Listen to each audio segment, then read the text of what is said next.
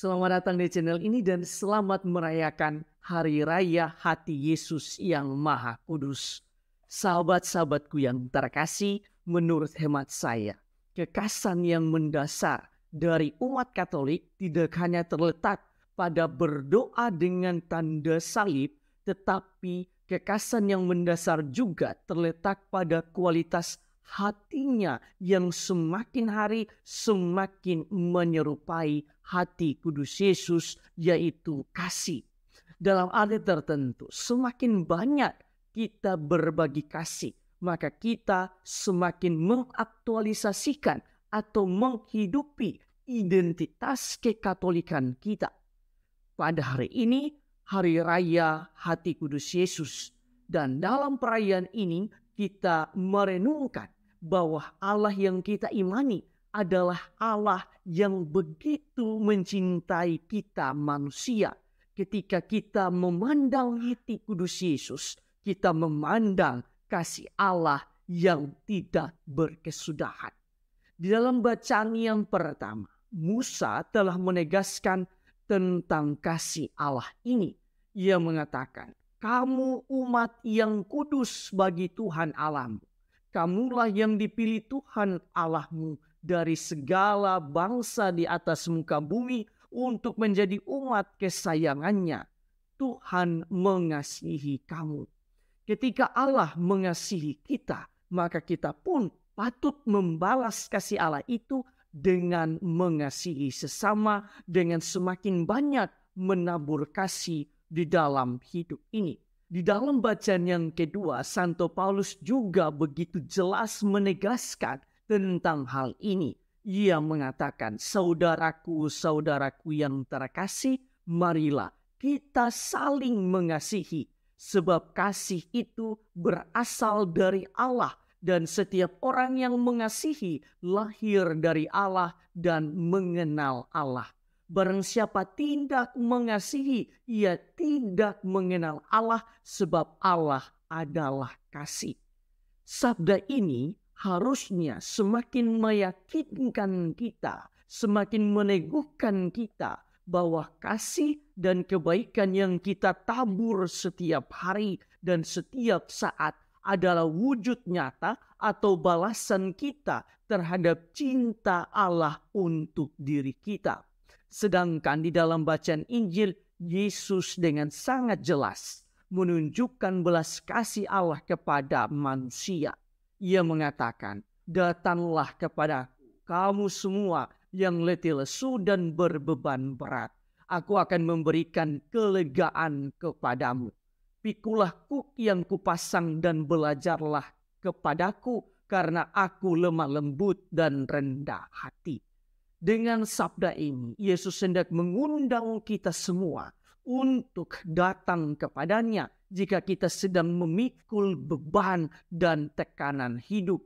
Datang kepada Yesus adalah pilihan terbaik ketika kita sedang berada di dalam pergumulan atau tekanan hidup. Sahabat-sahabatku yang terkasih, berdasarkan bacaan-bacaan hari ini, marilah kita merenungkan sejumlah remah permenungan. Pertama, perayaan dan bacaan pertama hari ini hendak meyakinkan diri kita bahwa Allah yang kita imani adalah Allah yang begitu mencintai dan telah memilih diri kita sebagai anak-anaknya. Ketika kita memandang hati kudus Yesus, maka kita memandang Allah yang mencintai kita dengan hati yang kudus dan agung. Siapapun diri kita, apapun keadaan diri kita, entah kita sedang bersuka cita ataupun dalam penderitaan, entah kita sedang berdosa ataupun tidak, mata dan tangan Allah yang berbelas kasih itu datang menyapa dan akan menolong kita. Bahkan ada yang mengatakan bahwa ketika kita berdosa, maka kasih Allah itu bekerja lebih keras untuk kita. Kasih Allah itu tidak bertepi dan tidak berkesudahan untuk hidup kita. Kedua, mungkin ada yang akan mengatakan, Kalau Allah itu Maha Kasih, mengapa ada penderitaan di dunia ini? Dalam permenungan kami, penderitaan itu ada bukan karena Allah, tetapi karena kelemahan, kekurangan, dan keberdosaan kita. Maka kita patut menanggung derita kita.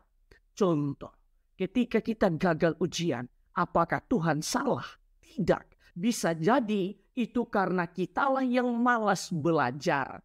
Ketika seseorang menderita sakit jantung ataupun kolesterol, apakah Tuhan tidak mencintainya? Tidak. Bisa jadi karena orang itu tidak menjaga pola makan, pola hidupnya ataupun olahraga dengan baik. Karena itu yang perlu kita imani ialah Allah tetap mengasihi kita karena kita begitu berharga di matanya.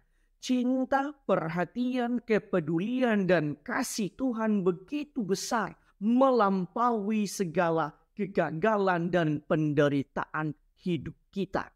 Ketiga, di dalam bacaan Injil, Yesus mengatakan, "Pikulah kuk yang kupasang dan belajarlah kepadaku, karena aku lemah lembut dan rendah hati."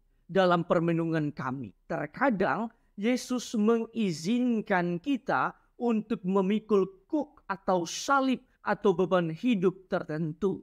Sebab dengan demikian kita bisa belajar dari Yesus yang telah lebih dahulu memikul salibnya di dalam jalan penderitaannya.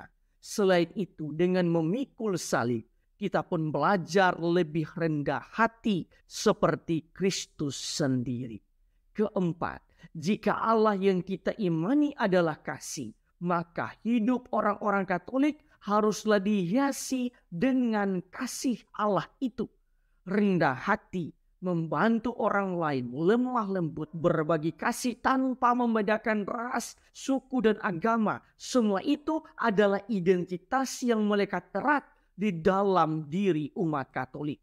Dengan cara hidup seperti ini, maka kita telah menjalankan apa yang dikatakan oleh Santo Paulus di dalam bacaan yang kedua. Jika kita saling mengasihi, Allah tetap di dalam kita dan kasih-Nya sempurna di dalam kita. Dalam arti tertentu, ketika kita selalu berbagi kasih di dalam hidup kita, maka saat itulah kasih Allah akan sempurna di dalam diri kita dan Allah pun akan hadir di dalam diri kita. Sehingga kita bisa berkata seperti Yesus di dalam bacaan Injil dan kita berkata kepada saudara-saudara kita, "Datanglah kepadaku kamu semua yang letih lesu dan berbeban berat, aku akan memberikan kelegaan kepadamu." Tuhan memberkati Anda semua.